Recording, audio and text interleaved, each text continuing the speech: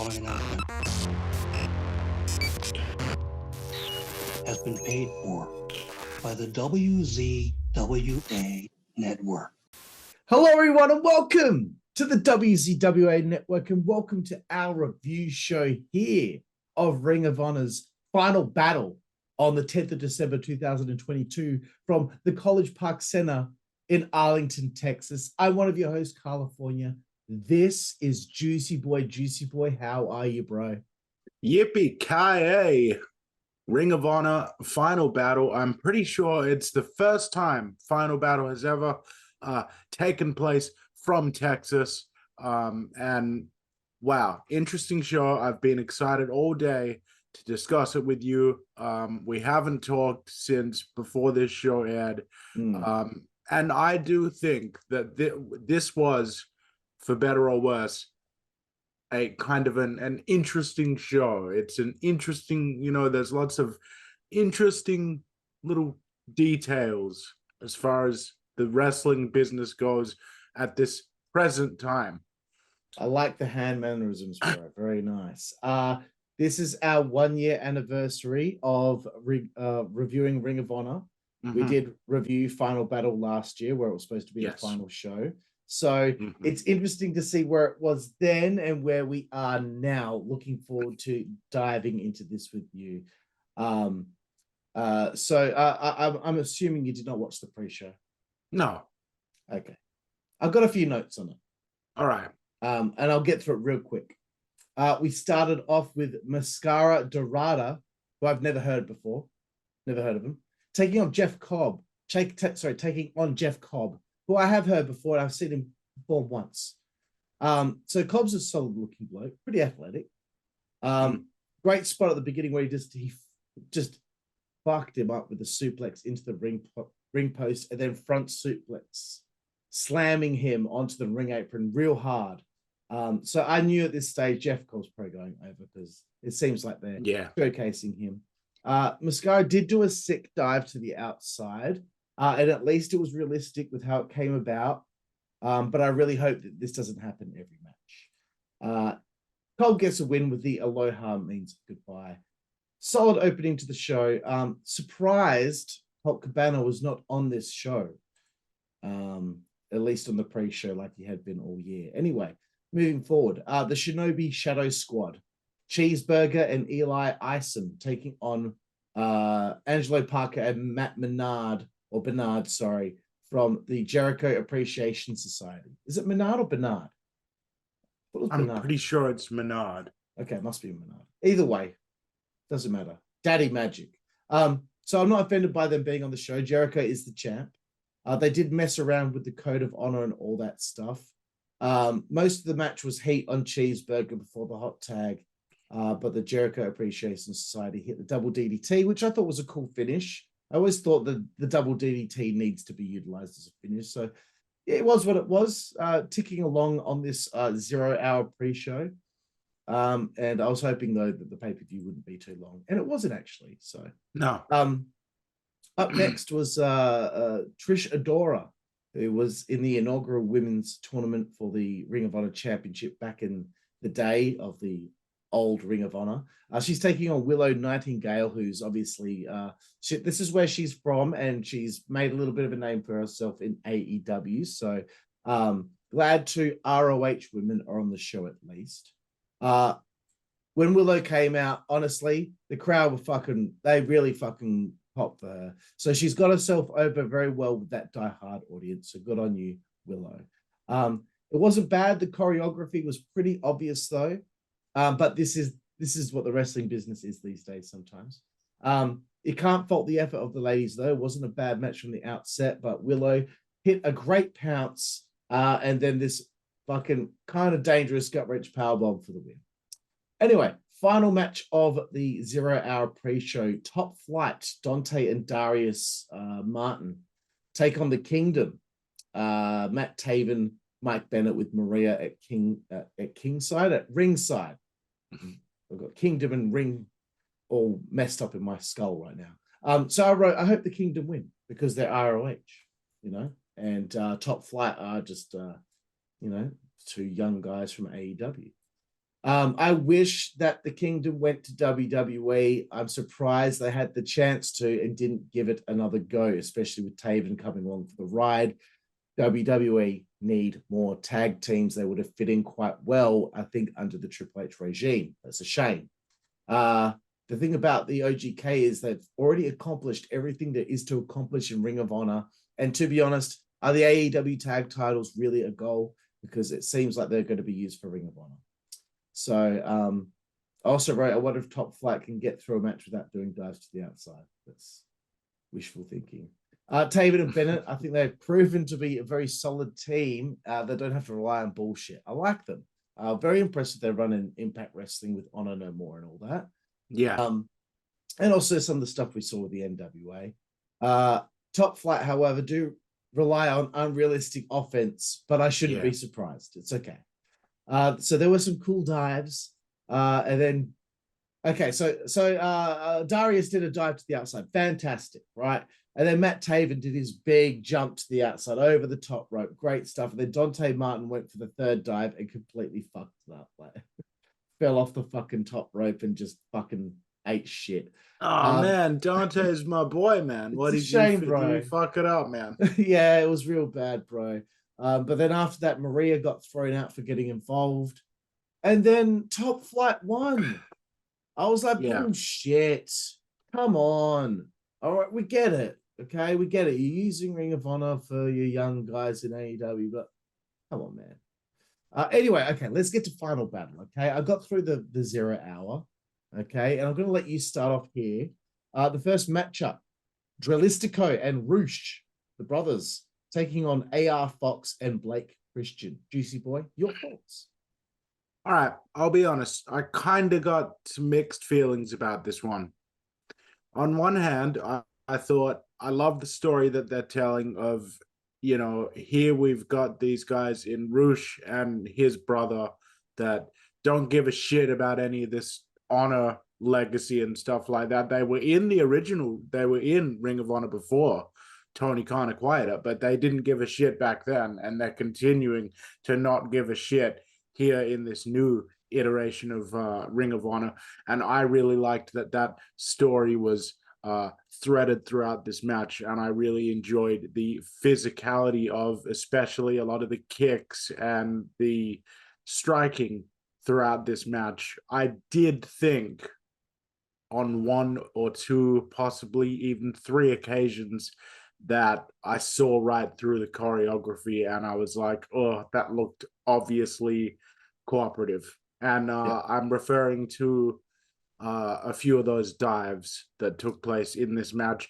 Impressive though they were as athletic feats, and I'm speaking mostly for everybody except AR Fox in that regard, because AR Fox is a little bit different. I'll explain why in a second. But to sum up, I am actually going to give the match overall a B+. I think that it was a very solid opening match. The crowd was really into this. They helped elevate this for me. I found myself enjoying it. Yes, there was a few silly moments here and there, but I thought this is some high flyers. This is more like a WCW cruiserweight match than it is an AEW clusterfuck match. So I'm on board with it. And I wanted to point out at the end here, before we move on, AR Fox, been a fan of his for years, over a decade. I've been watching him since he was a real young guy on the indies. He's put on a lot of size. He has started to limit the number of dives that he's doing. He's still a really impressive high flyer, but I like that he's matured as a performer, and I really felt he looked good in this match. You know, everyone did, but it was nice to see that AR Fox has come a long way, and Blake Christian impressed me as well. Right. I have kind of similar sentiments, but I'm also a little critical of this one. But everyone, please take into account, going into this, I had 3 hours sleep because I could not sleep last night for whatever freaking reason. So going into it, I was like, I'm sure this isn't going to be my cup of tea, but I'll be open-minded.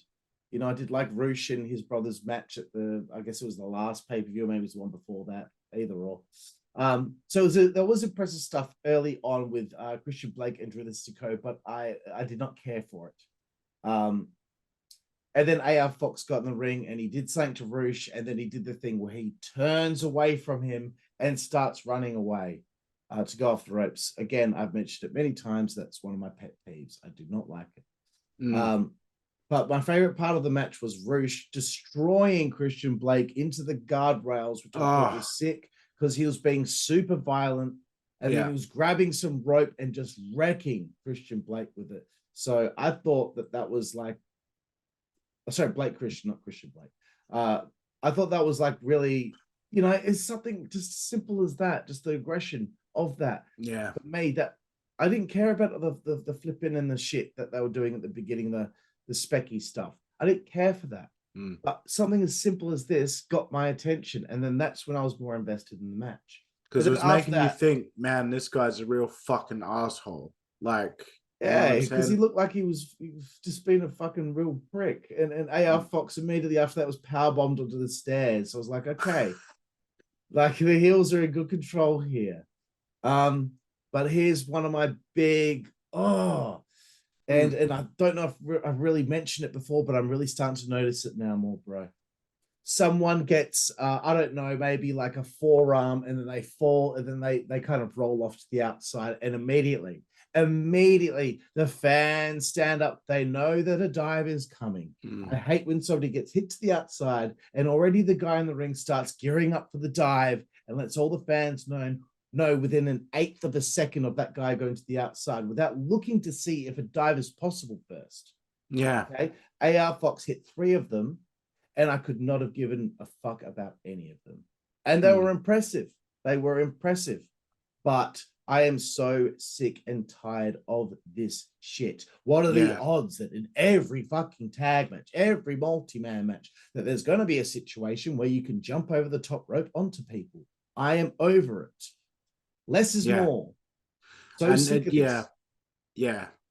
Don't these fans get desensitized to it in the end at some point? Yeah, I don't know. It just I know we have to keep it quick, but it does disappoint me, because when you have talents like AR Fox or Dante and Darius Martin, people like that actually build real offense around jumping and diving, where their leaping ability is what they're showcasing more than the actual landing. It diminishes people that kind of specialize in that when you've got everybody just out there doing gymnastics for the sake of it, Whereas I consider AR Fox to be someone that builds his offense around using his body as a weapon. But I feel like, he's just kind of going to fall into the shadows since everyone's doing it these days. Exactly. I'm just getting tired of this like immediate everyone, like immediately everyone's aware, everyone's into it, everyone knows that it's happening. It's like telegraphed immediately. So again, like Dralistico hit an impressive shooting star to the outside onto a pack of people, but I'm so desensitized to stuff like this. And then like being thrown into the guardrails meant more to me than that. And I thought, what's with the fucking finish? I was surprised about the finish. I thought there was a bit of a mistake there, but at least it was unpredictable. It would end that way because I thought the brothers were going to get the win. So, and of course, the heels go nuts on the baby faces after the match. Very good. Let's move forward, bro. I'm going to let you take this one as well, because I had all that pre-show. The Ring of Honor Women's Championship, Mercedes Martinez, the champion, defending against Athena, the former Ember Moon. What did you think? I'll probably give the match C-. I think that Mercedes Martinez, every time she goes out for a match, you're never really going to see a bad match from her, because she has been wrestling for long enough that she still came up in the era where telling a story was still, pretty much the main component of having a good match, unlike it is today, which is much more focused on the moves instead of the story. But Mercedes Martinez, because of that experience, she goes out there, she's always going to have a solid match. That was, of course, no different here in this one. Athena, though, I've just, people are gonna probably want to, yes, crush my skull, but I've just never been a giant fan of hers. I don't think that she's bad. I don't think that she's a not good performer. I think that she's good. I think she has a great look. And I also think it's important that more people of color, especially female people of color, get, seen by those wider audiences and on those wider platforms. And that's fantastic. So I'm in the minority in not being a huge fan, but whatever it is that's the it factor, I'm not seeing it, because I think that even though she has a great look, I just don't feel any fire or any oomph in the matches that she has. Whereas, it's like kind of the opposite problem that Jade Cargill has, where, Athena can wrestle, Jade Cargill can't wrestle for shit. But Jade Cargill has all this charisma and all this confidence about her, and Athena has none of that. And it's just this incongruity between those two things that I think is not working for me with the way Athena is currently being presented. But nothing against the match. As I said, serviceable match. I'm glad that Mercedes Martinez is still out there doing her thing. Yeah. So like I thought the video package for this was good because they made something pretty much out of nothing. They made a story out of nothing, here it seemed. But look, I'm gonna echo your sentiments. Something about Athena just completely and utterly disinterests me. I don't know what it is. Because she worked with Jade Cargill recently, and I was like, nothing she's done, and I hate being critical like this because she's probably a very hard worker and all that, and she wouldn't have made a name for herself for no reason. But there's just something about her in-ring performances and her as a character that's just boring to me. Sorry. And look, this is probably a little controversial to say, but it's not body shaming. I'm just saying, if you don't look like a Jade Cargill, you don't look, hide it. Wear an outfit that makes you look better. And what am I trying to look for the word here? What word am I looking for? That compliments you, that hides your weaknesses and accentuates your strengths. Okay, like Willow Nightingale's a big girl. She ain't gonna go out there showing her midriff. Okay, but you don't think about that because it's hidden, because she's showing her strengths and hiding her weaknesses. She's a very beautiful woman. Athena is a very beautiful woman. I'm just saying, I think she looks a little soft when she's showing her midriff that clearly isn't toned like Jade Cargill or people that of that nature, that do show off their midriff. That's just me, and I'd say the same thing for the men. I would say, hey, Hugh Morris, don't wrestle topless, bro.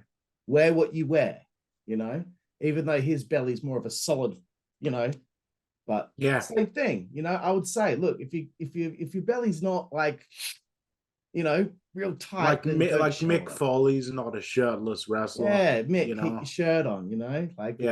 Vader, not a shirtless wrestler. Exactly. That's the point I'm trying to make. Abdullah the Butcher shouldn't have been a shirtless wrestler, but he still kind of showed his. But at least he covered up most of it. Anyway, look, I'll get on with the match. I thought Mercedes better retain. I couldn't be writing any notes because, again, I was on 3 hours sleep. I will give the ladies credit. They worked hard to make it something. There was a great moment where Athena ripped off the turnbuckle, and then eventually Martinez got knocked into the exposed turnbuckle. And then Athena won the Ring of Honor Women's title. And I'm like, does any Ring of Honor champion ever retain their title? Yeah, I didn't agree with that. I didn't agree with that at all. Because, I guess maybe she needed to be given something soon because she came in with all this hype and she didn't win whatever title she was going for, the TBS title, whatever. Maybe that Tony just felt, I've got to give her something, or maybe, I don't know. But Mercedes didn't even get to do anything with the title reign. The last time I saw her do anything with the belt, I don't watch the weekly AEW show, but was when she won the interim belt off Willow Nightingale. And I heard she had a really bad match with Deonna Purrazzo on Dynamite a few months ago. But look, I was going to say this later, okay, bro? Tony Khan has had 3 Ring of Honor shows, right? 3 shows. There have been 11 title changes in 3 shows. And that doesn't even include all the title changes that have taken place on AEW television. I know there's been a big gap of time, but there's 3 Ring of Honor shows, 11 title changes. Anyway, let's move forward, bro.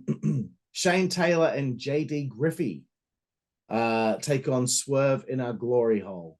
I'm just going to run through my notes here. Surprised that it didn't pop you. You're going to laugh at that. It popped me, but I was trying to make it funnier by not saying anything. So people Like watching would just be like, oh, it's normal for he didn't even acknowledge that. So immediately I was like, when are they going to break this team up already? They've been teasing this for so long. Just do it already. I felt super disinterested in this. It's not a knock on anyone. I think Shane Taylor's pretty cool. And I do like Keith Lee. Swerve, I'm still not sold on. JD Griffey, I never heard of. And that's, I thought he was fine. But the story going into this was one backstage conversation with Shane Taylor and Keith Lee, just walking up to him and challenging him to a match. I guess it was on Dynamite. Yeah, the commentators did a lot of the storytelling. The commentators did a lot of the storytelling on this. And props to them, bro. Ian Riccoboni and Chris Coleman crushed it. Fucking crushed it on this show. Incredible. And I'm going to mention that a little bit later about them. So there was a great moment where there was 2 big bulls going at it, but then Swerve tagged in. But the crowd popped to see, Keith and Shane go at it. Shane Taylor, I have to say this, he has a Rikishi-sized ass, that bloke, but he moves pretty well for a guy his size. Loved him killing Swerve with that leg drop on the apron. The small things can have an impact, So again, more pops for Shane and Keith squaring off. I liked it. I liked Keith hitting that second rope moonsault, blah, blah, blah. I don't need to keep going on about the great moves in the match. The psychology of the match was what I found most interesting. I liked the psychology of the match. But how many times are we going to see the miscommunication shit with Swerve and Keith? Just break them up already. And I thought, surely they're not going to win this because Swerve bailed and then Keith Lee still fucking won the match. I don't know where this is going. Hopefully it's going somewhere. But I don't know, man. It was all right. It was fine. It didn't offend me, but I just felt like it didn't feel like a pay-per-view match. What did you think? I actually liked it quite a bit. I feel a little bit, I agree with you wholeheartedly about the psychology being like pretty good. I actually feel like it's an interesting little twist to keep them together, even though they've got these ongoing miscommunication issues. Because at first it was like, oh, it's another team that's temporarily put together and now they're broken up. And they've broken up after fucking 6 weeks together as a team or whatever. But instead, what's playing out is this weird storyline where the tag team has a strained relationship. It's a strained tag team that is having issues within the team. And that's the kind of the story that they're playing out here. And they tried tying that in this match with Keith Lee's history with Shane Taylor as ROH tag champs or potential ROH tag champs before Keith Lee, of course, got signed to WWE. And now full circle, here he is in AEW with Swerve and able to compete through that mechanism in Ring of Honor. I thought it was interesting how it set it up throughout the entirety of the match that Keith Lee was finally going to turn heel. Like, I thought this is going to be finally the time. I'm pretty sure he's going to turn heel. It's been a couple of pay-per-views now. We've seen Keith Lee doing this. I'm digging it when Keith Lee does the heel thing. I like it. Smarmy Keith. It's cool. So it actually kind of caught me off guard in a good way a little bit when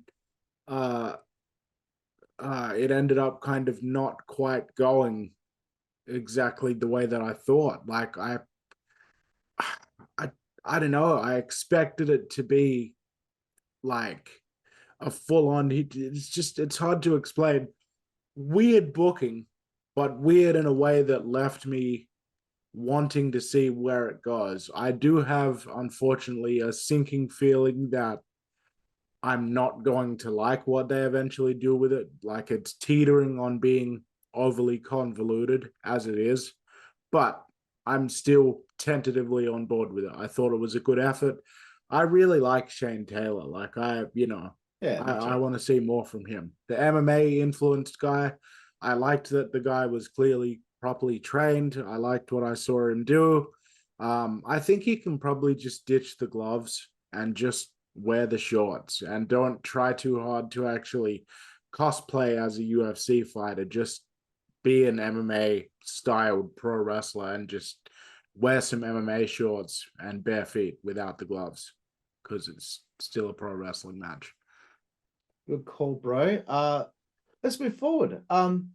Ring of Honor 6-man tag team titles. The Embassy of Brian Cage and the Gates of Agony, with Prince Nana taking on Dalton Castle and the boys. Now, bro, I'm going to go first again this time because I want you to go first for the Wheeler Yuta Daniel Garcia match, okay? Because I know that that's the one you're most looking forward to talking about. So I don't actually have many notes, but I wrote immediately, I don't know why anyone gives a shit about these titles. And the next one, I have to ask you a question because I know that you're a fan of this guy, but I feel like I just don't understand who he's supposed to be. I don't know if I like I just don't know. Tell me what it is about Dalton Castle that makes him Dalton Castle, because I feel like I don't understand who he's supposed to be, what he's supposed to be. Please, can you educate me on him? Well, I'm actually not a hugely experienced with Dalton Castle. I've seen obviously more of him than you have. My personal individual understanding of the character is that he's more than being a wrestler with a flamboyant gimmick. He is more like a Liberace type persona. That just popped in my head, but just as you said it. Yeah, Liberace. He is an artist that works within the medium of professional wrestling, and his personality as an extension of that artistry is to be the peacock in the room, the one that is drawing all the attention.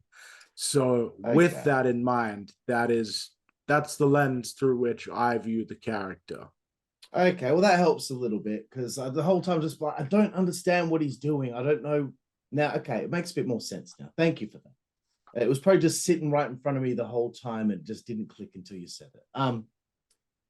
So there were some stalling suplexes on the outside after catching dives, and the cameraman didn't catch the fucking suplex, or both suplexes landing on the outside of the ring. Come on. I hated Dalton throwing the boys onto people on the outside. I hated that. I popped for it, man. I don't care. Hated it. Remember that I had 3 hours sleep though, so it wouldn't take much to annoy me. Man, one of the guys from the Gates of Agony had one of the boys up on his shoulders, and then one of them was supposed to like get picked up as well for like a double Samoan drop. Didn't get up the first go, so he keeps on trying to hop up. He kept on, pivot, think of something else, you know. Just tell the big boy to fucking boot you in the chest and just hit a normal Samoan. I know you want the spot to happen, but you fucked it. Stop trying to jump up because you totally took me out of the match. That's the thing. You gotta fucking it's a live performance. Like anyone, I mean, we've been, as we sometimes like to drop in, like local independent performers on the local level. And sometimes shit just doesn't go the way you plan. There's no rule book about pro wrestling that says you can't just improvise something else to Would it hurt? fill in the blanks. That's why I always improvised most of my matches on the fly and just came up with a couple of spots here and there and the finish, you know, not fucking every single fucking second of the match, because they get to the spot and it's like, well, I mean, this is what we've planned. If we don't do it this way, then it's going to mess up the next thing. That's, I think, one of the problems. Anyway, Prince Nana grabbed by Dalton. Dalton accidentally let go, and Nana was still acting like he had a hold of him on the ring apron. I found it funny. Like, he probably just didn't realize that he'd let go of him, you know? So that was, you know, that was just a funny thing. But anyway, Brian Cage and the Gates of Agony get the win with the cool finisher. But again, another title change. I think these 6-man tag titles have changed on even the Final Battle show from last year. They changed the belts over. I think every single show, these belts have changed hands.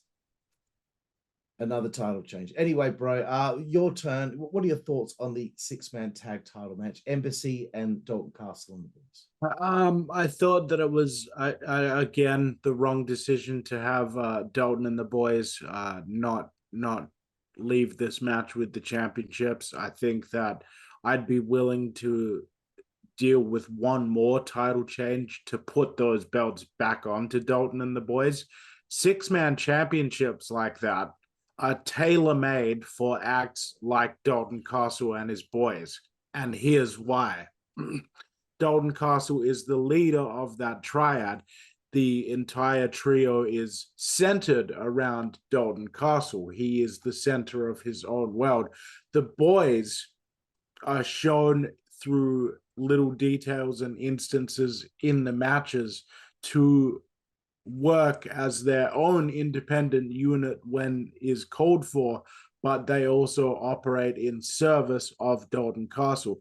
That means that this is the type of unit that can have 6-man tag titles and make it mean something, even when there's not that many other trios in the promotion for them to tussle with, because the belts can also serve as a symbolic representation of their unity as a group. And I would also say the same thing would have applied to the Shield or the original Wyatt family had there been 6-man tag titles in the WWE, which of course there is not. So there is value in having titles like that if you keep them on a unit like Dalton Castle and the boys, where being a unit of 3 benefits the entertainment value of the act.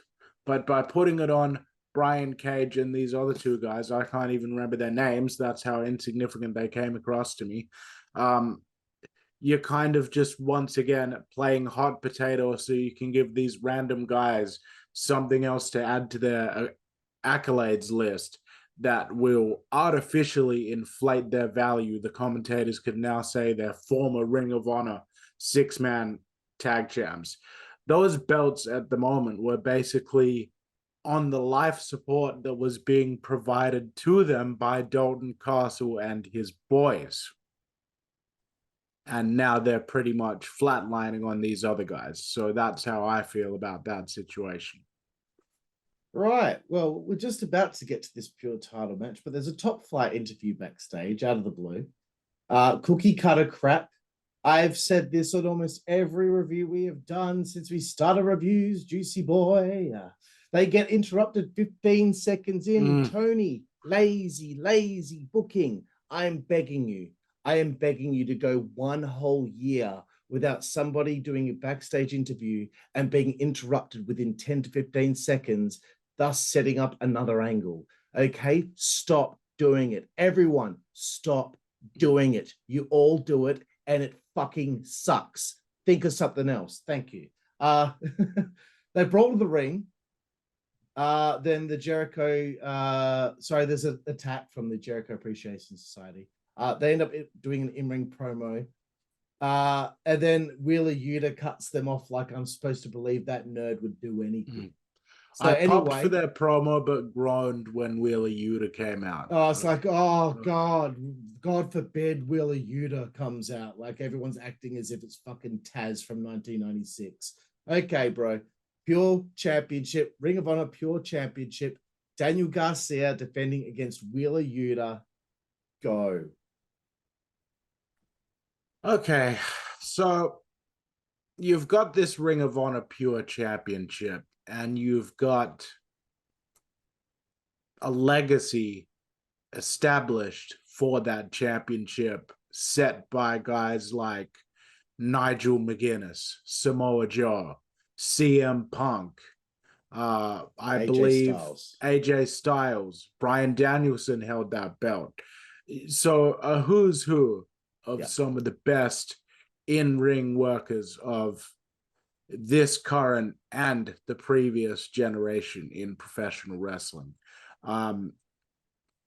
And it was obviously a championship that was deliberately designed and even had its own custom rules built around showcasing the talent of these ultra technical, mat-based, hard-hitting, strong style performers in the mode of a William Regal, a Chris Benoit, a Bret Hitman Hart, Misawa, etc.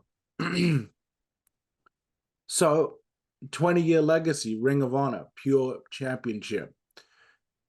Obviously, in the last several years, you had people like Jonathan Gresham continuing to add to that legacy. He's a very, you had people like, I believe Zack Sabre Jr. has competed for the belt. Different things like, you can look it up. In fact, I misspeak. I don't think Zack Sabre Jr. has competed for the championship, but it's that type of championship. It attracts that type of wrestler. Josh Woods. Yeah. Yes. Jay Lethal. John Walters. Doug Williams was one of the fucking pure champions. Yeah. Yes. Yeah. So it's got that lineage. That's what I'm trying to establish here. Yeah.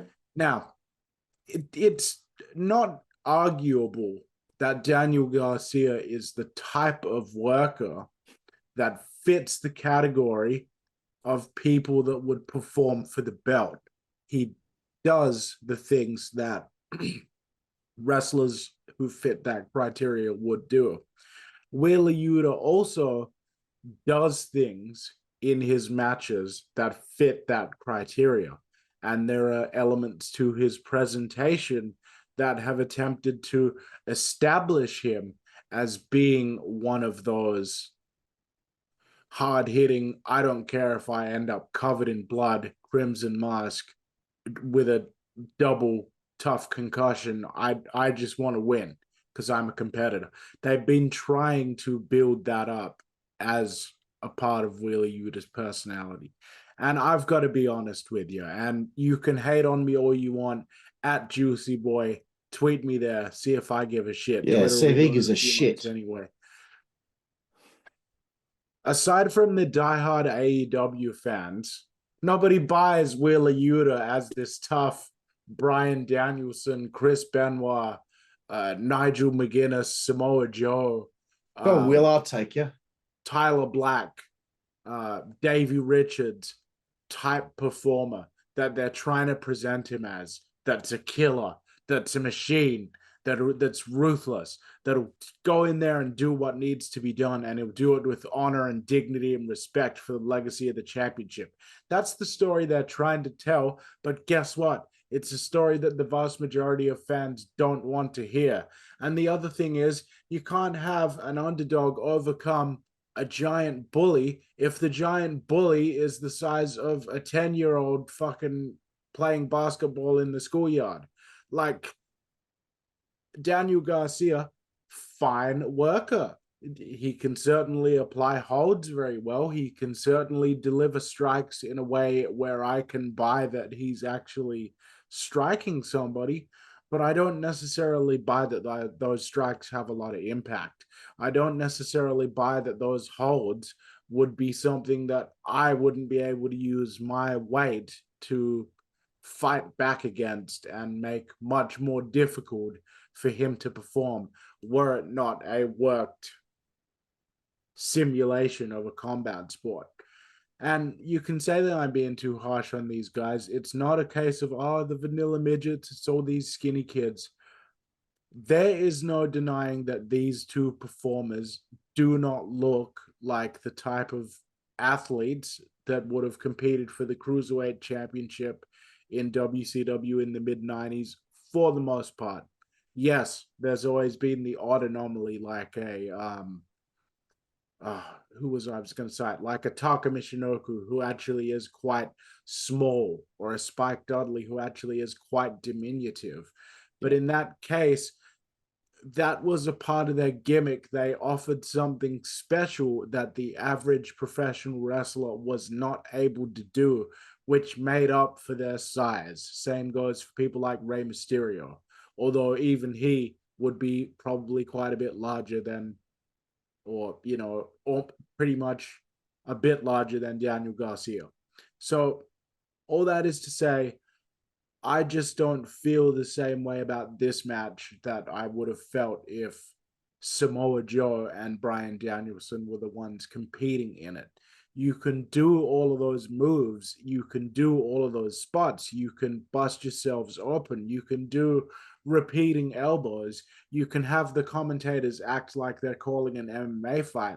But at the end of the day, if they don't look like people that you'd be intimidated to be confronted by, then the story that they're trying to tell doesn't come across as authentic. In other words, the way that they're wrestling the match exposes that what they're doing is fake, because their size and their stature just belies the style of contest that we're seeing. Right. Well, I know I went on for a long time there, but it just didn't work. It's I know it's negative, but it just didn't work. Willie Yuta comes out, right, and he's got this scowl on his face, like he's this real tough guy. That scowl is the exact same scowl as the little girl wrestling fan that hates the Miz. Yeah. And the Miz won whatever match it was, and she had that little look in her face. That's what I think of when Willie Yuta standing at the entranceway trying to look tough, okay? Yeah. And they start off the match with the usual, look how tough we are and how serious our rivalry is. When it's all over, they will be just as well known as they were before the angle. And I like Daniel Garcia. Don't get me wrong. I like him. And I liked, the one thing I liked in the match was him forcing rope breaks and Willie Yuta.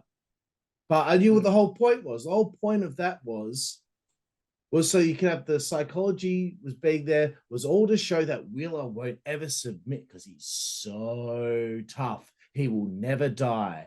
Like, come on, man. Everybody knows that the only reason that person is able to do that is because wrestling is fake. Yeah. At least with Daniel Garcia, if you had him retain this championship, you could have had him hold on to that belt for a while, because he at least does have the working ability.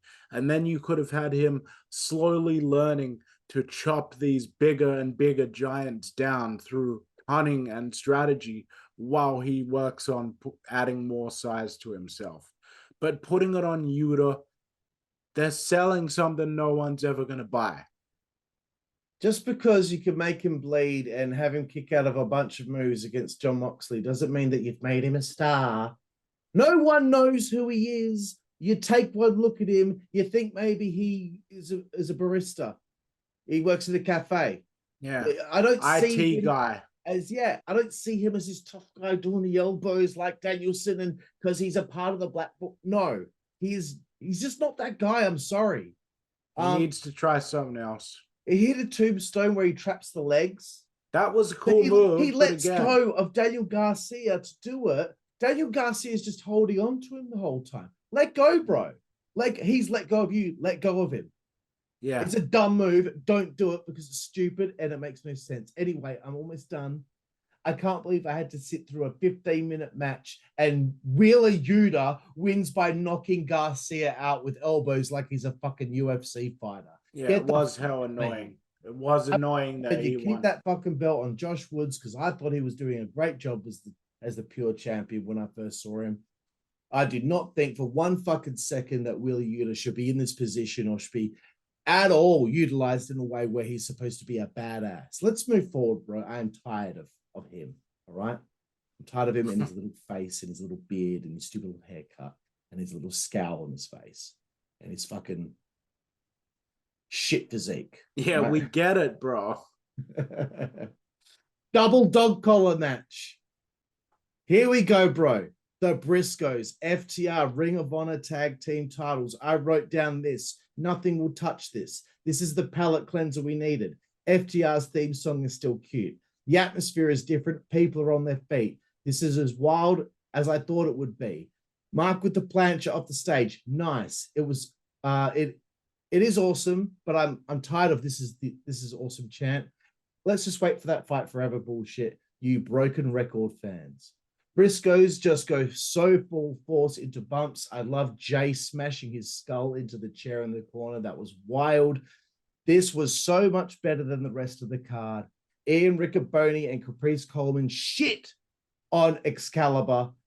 Ian Riccoboni is a massive nerd, but he doesn't come across like the kind of nerd that fucking annoys me like Excalibur. He comes across like an analyst that just knows more than me about the intricacies of pro wrestling. Imagine how good this would have been if there was an angle going into it rather than just matches they had, but that's okay because this was the match of the show. This is how you build suspense. What these guys did, they built suspense the right way. The referee getting laid the fuck out with the chain was amazing. The referee's bleeding. It's such a violent match that even the referee was in harm's way. There was a fight forever chant.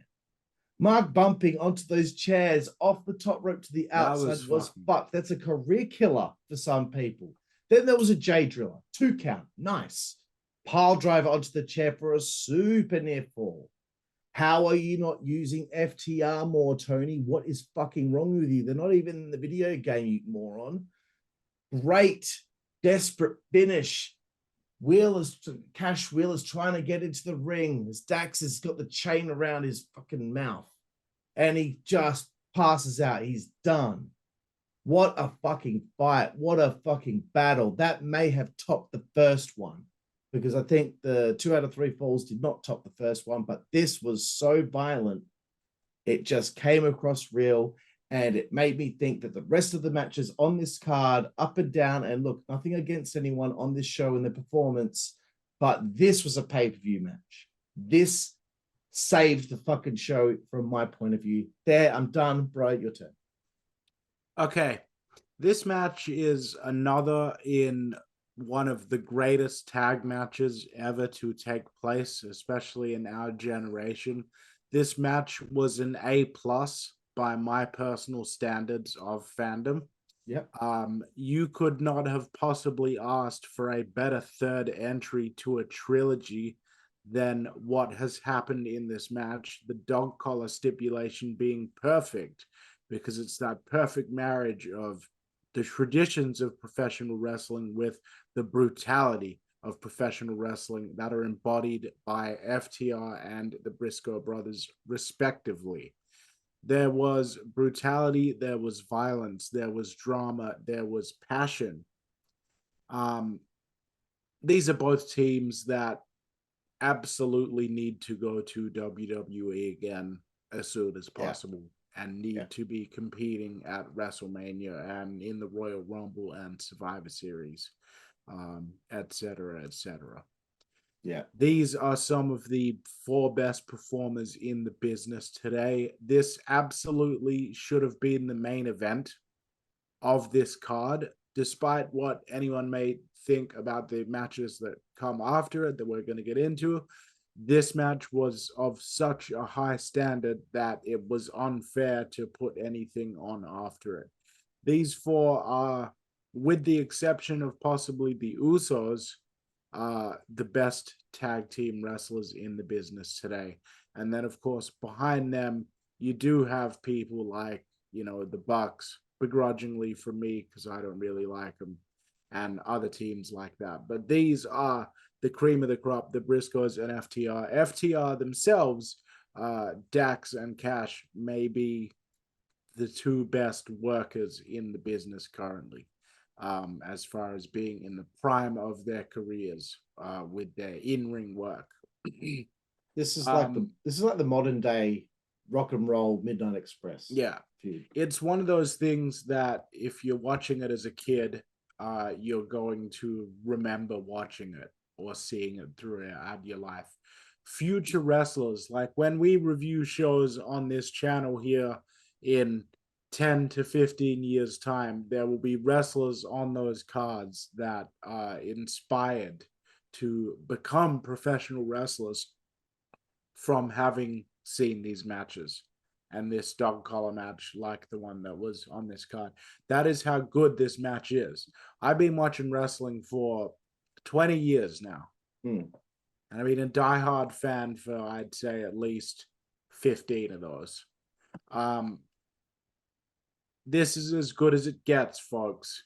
I paid for this show. I bought it on Fight TV. I would say this match alone made it worth paying that cost just so I could watch it in HD and be able to savor it.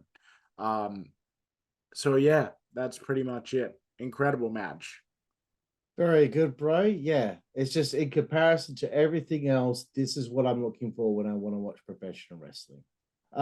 Second last match, and time's ticking, bro. You've got work in the morning. I know. Ring of Honor Television Championship, Samoa Joe defending against Juice Robinson. What were your thoughts on this one?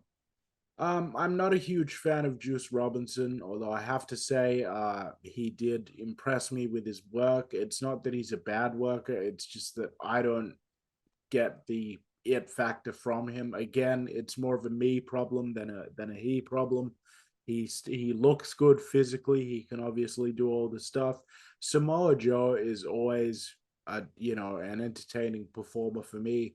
I really like watching him do his thing. But this match was in the death knell spot of the card because it came directly after that dog collar match. Samoa Joe just has such a presence in the ring that you can't help but perk up when he does something cool, whether it be counter Juice's choke into his own choke and then gets himself sent into the guardrail by Juice. Stuff like that is unique to Samoa Joe's matches, the brutality that he inflicts upon his opponents and the bumps that he's willing to take to emphasize the grit in those contests always manages to pique my interest. But overall as a match, this thing never really kicked into second gear. It kind of stayed in first gear. It felt more like a TV match, and it was for the TV championship, but it didn't feel like a pay-per-view performance. It felt like a match that you would see on Dynamite. So I'm going to give it a C-. I think that it could have been better.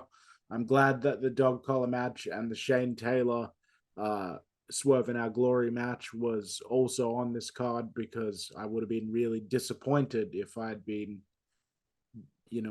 going into this show looking forward to this one. Yeah, it was a foregone conclusion. So I was hoping it was just going to be a nice 10-minute match, and it kind of was. So it was the palate cleanser I was looking for after such a hectic match. I did like Juice's selling when he was in that crossface and he was very close to tapping, but then he pulled his hand away. I like that. He showed a lot of desperation there. And I also laughed at how the way he pulled himself on the top rope. And a nice muscle buster for a good win there. Wasn't offended by it. By this point, I had been now put into a good mood because of that dog collar match, which followed a travesty of Willow Yuta now being the only guy in Ring of Honor history to be a two-time pure champion. So I thought the last three matches on the show kind of saved it for me as far as my mood was concerned. So anyway, let's move forward to the main event here, bro. Ring of Honor World Championship. Chris Jericho, the champion, defending against Claudio Castalgnoli. As many may know, the story going into this is that Jericho became the champion and he's been disrespecting Ring of Honor. He's been defending against former champions, blah, blah, blah, blah. Very cool. So here are my notes. Quick fire. Claudio's theme is so inspirational. Jericho chasing the commentators was sick. With Claudio being super aggressive when he finally got his hands on him. It's good to see him with this kind of fire. I liked Riccoboni selling after being chased by Jericho and how he couldn't help his emotions on commentary because he wanted honor restored with Ring of Honor. Very nice. I think Jericho looks in good shape. think they worked well together. I still think it's surreal to see Jericho as ROH champion.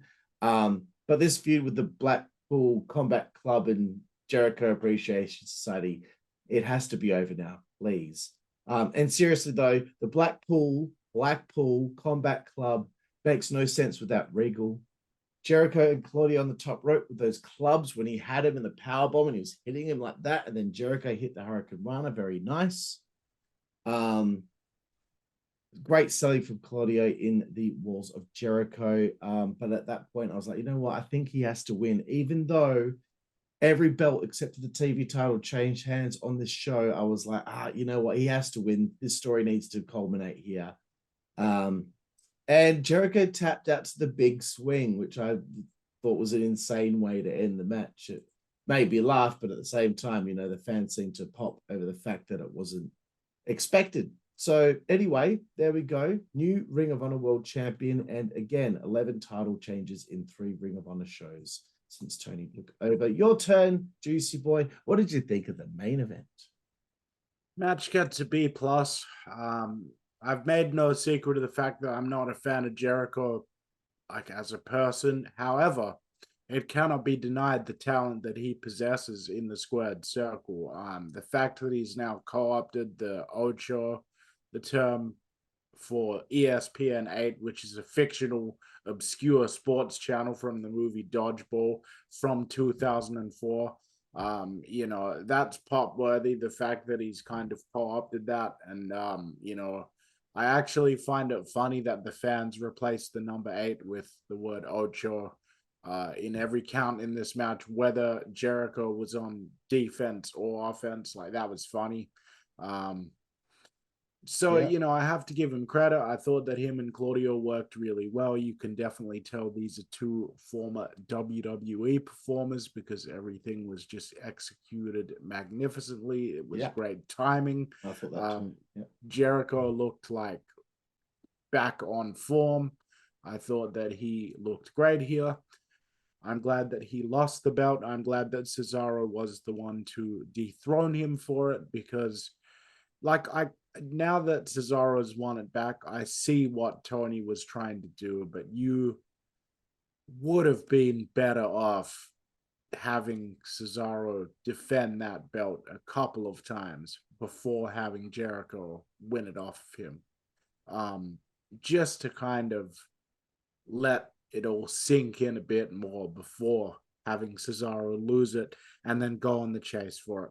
In any case, when this match started, I was ready to be bored shitless by it because, you know, you've blown your load with that dog collar match, and now you're just waiting to get to the end, and it's a Chris Jericho match, and I didn't expect Jericho to lose, quite frankly, so I wasn't a very happy going into it, but as it went on, begrudgingly, I found myself really getting into it. I thought Cesaro's selling was absolutely tremendous. I thought that he continues to show why he is a world-class professional wrestler. I loved the sequence, especially when he was in the walls of Jericho, and I really thought that he was going to tap. That the fact that that is one of my favorite spots of this match goes to show what world-class talents these two are, especially Cesaro, who I always think has been underrated. And yeah, a pretty good main event. Didn't top the dog collar match, wasn't worthy of being the main event over the dog collar match, but that's not really their fault. So 20 years after ROH started, Jericho finds himself in a similar spot to the one that he was in at WrestleMania 18. He's in the main event championship match, but there's a certain match on the card beneath his match that his own match has no chance of eclipsing. Not an enviable position to be in at all. Absolutely fucking not. So we go off the air with all the streamers. Claudio is restored honor to Ring of Honor. Juicy Boy, time now for your final thoughts and rating out of 10 for ROH Final Battle 2022. Well, I think that I adequately, summed up most of my feelings in my individual reviews for each segment, but I'm going to give the show a 6.5 out of 10. I think that it disturbs me that Tony's booking seems to be better for Ring of Honor than it is for AEW, even though it's still not ideal. It seems like the fact that ROH Ring of Honor was already an existing entity that Tony has acquired, that Tony was a fan of before he acquired it. It seems like that guides Tony's hand a bit more in terms of he's following established ideas, tropes, conventions, traditions that have already been set up throughout the lore and history of Ring of Honor. And I feel like that's making for more cohesive stuff than what we're seeing on AEW pay-per-views. Yes, very nice. The last Ring of Honor pay-per-view was probably the best one that he had put on. So I think this was a little bit of a step down from that one, but still not too bad. I'm going to give it a 6 out of 10, and all 6 of those points go to the dog collar match. That's it. That's all I've got to say. Amazing match. That could have just been the show, and then I would have probably given it a fucking 10, bro. But there we have it, bro. Ring of Honor Final Battle 2022. Thank you for reviewing the show with me, my friend. You are absolutely welcome, and thank all of you out there. Let us know in the comments below, what was your favorite match? What did you think of the double dog collar match? Do you want to see a rematch between the Briscoes and FTR? Make sure you check out our merch store, Thunder Mifflin, for some great WZWA merchandise. There will be more to come in the future, and you can see the lovely Karlifornia is displaying some of it right there. But it's always a pleasure to review these shows for you guys out there. It's really a weird time where there's more wrestling around in the world than ever. And yet wrestling-related coverage seems to be more bearable for a lot of people than the wrestling itself. So we're happy to provide that public service for you guys out there. I've been Jooseyboy alongside Karlifornia, and we will see you down the road. Network, that's the way we play. Good God Almighty. Network, that's the way we play. Get puppies. Network, that's the way we play. Get. The following announcement has been paid for by the WZWA Network.